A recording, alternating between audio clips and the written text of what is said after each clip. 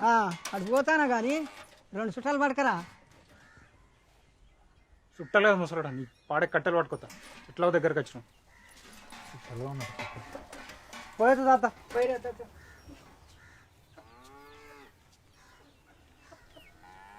ఇప్పుడు నువ్వు పోయేస్తా అని చెప్పకపోతే ముసలాడు వీక్తాడారా? అరే పోనీరా పాపం. పాపం ఏందిరా పాపం? నేను 3 సార్లు పాడవించి లేచి కూర్చున్నాడు, పాపం అంటారా ఎవడన్నా?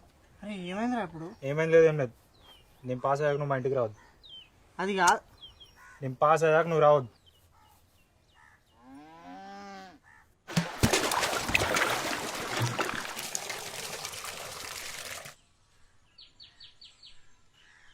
నా లైఫ్లో దీనికోసం దీని ఇంటి ముంగట నిలబడతా అనుకోలేరా.